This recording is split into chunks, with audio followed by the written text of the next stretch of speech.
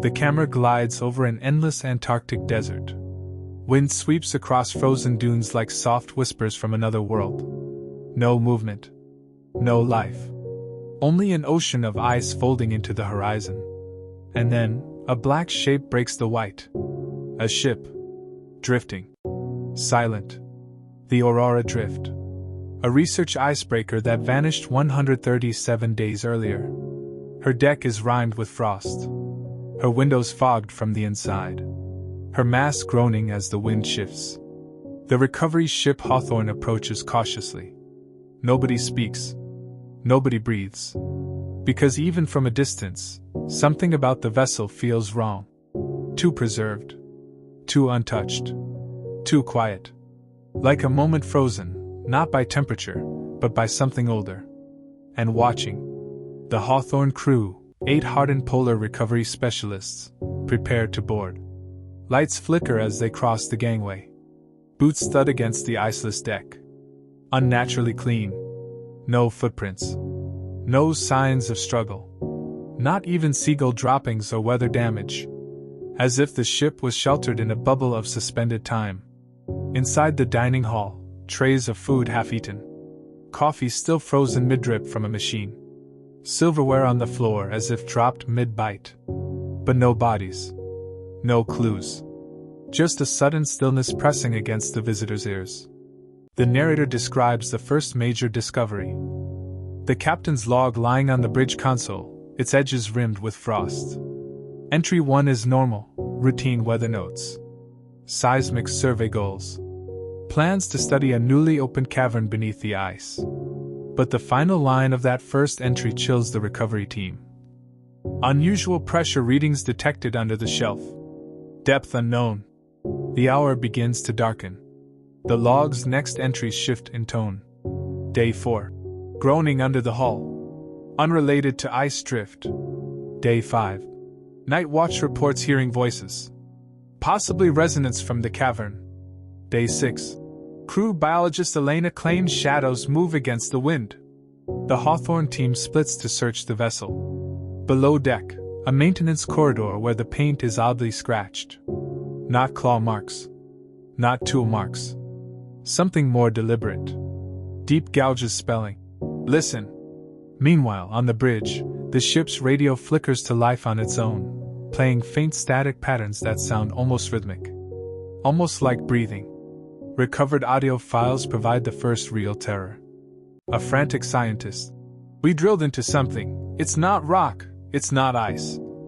A distant screech follows, low and metallic, as if vibrating through the ice shelf itself. Another voice whispers, "Don't look outside." The Hawthorne team begins to feel uneasy. One of them, Marlowe, claims he saw a figure on the Aurora's upper deck. But the cameras show nothing. They continue reading. The log shifts into trembling handwriting. Day 12. The cavern is deeper than sonar suggests. Dark shapes under the ice. Sleeplessness spreading. The crew avoids the portholes now. Outside, a storm begins to form, though no storm was forecast. Night falls on the Hawthorne and Aurora Drift. Cameras on the ice record something disturbing, a circular pattern forming around the ghost ship. Not from wind. Not from movement. As if the ice were melting into symbols. Inside the Aurora Drift, the log reveals more madness. Day 14, the mechanic refuses to sleep, claiming something. Leans over him. At night. Day 15, crew members now sleep in groups. Symptoms spreading, nightmares, paranoia, auditory hallucinations. Day 17, the hull is being tapped from below. Day 18, we sent the submersible into the cavern. It found shapes. Angles. Not natural. The Hawthorne crew watches grainy restored footage, black, geometric structures under the ice shelf, almost like architecture. And then, the transmission ends in a scream. The log accelerates. Day 20, Elena disappears during a blizzard. Bootprints lead away from the ship, but none return. Day 21, a geologist barricades himself in storage, mumbling about the deep, hollow ice. He vanishes overnight, door untouched. Porthole open. Outside temperature, minus 68 degrees Celsius. Nobody could survive. Day 23, Captain Holm begins showing signs of breaking. He stops eating. Stops sleeping. Writes single words in the margins. Echoes. Calling. Awakened. The recovery team reaches the last quarter of the log. Day 26. Something moves beneath us. Not animal. Not seismic. Day 27. The crew divides into factions, those who want to flee, and those who believe they must finish what was awakened. Day 28. The cavern emits a low-frequency hum. Lights flicker. Tools vibrate. Crew members claim the sound is whispering. Day 29. Only 6 crew remain. Holm notes the others either vanished or walked willingly into the ice fog. Outside, the storm intensifies on both ships. Snow begins to fall in unnatural spirals. The final entries read like a man riding through terror. Holm described shadows circling the hull. Not human-shaped. Not animal-shaped. More like tall, thin distortions walking with an unnatural gait. He reports hearing footsteps in empty halls. Breathing behind him in mirrors. The crew barricades themselves on the bridge.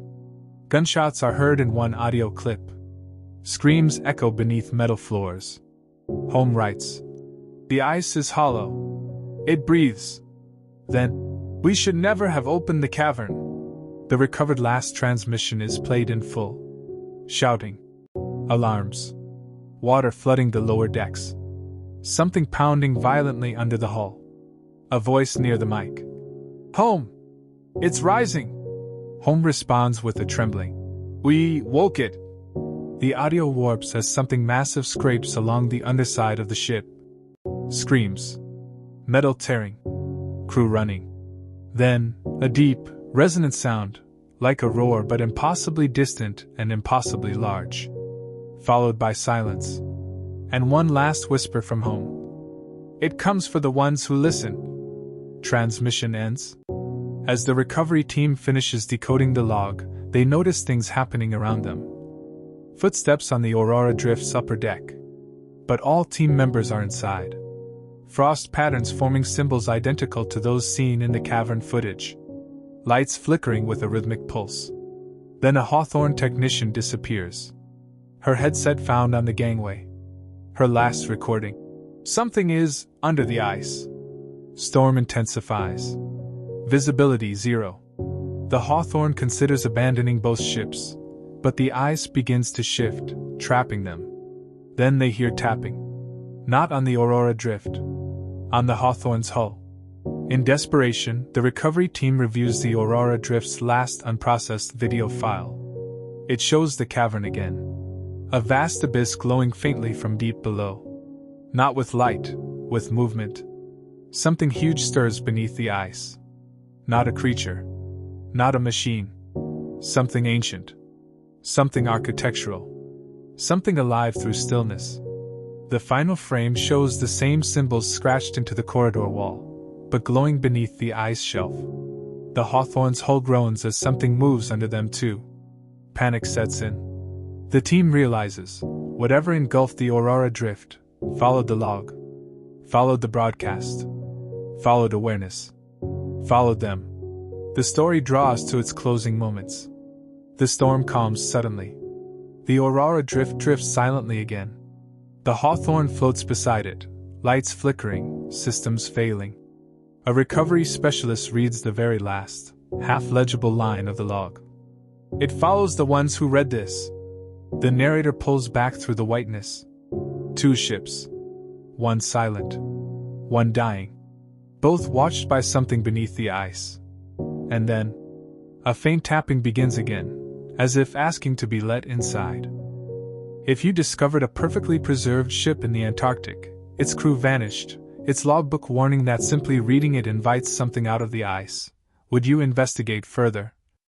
Or would you flee before the whispers start calling their name too?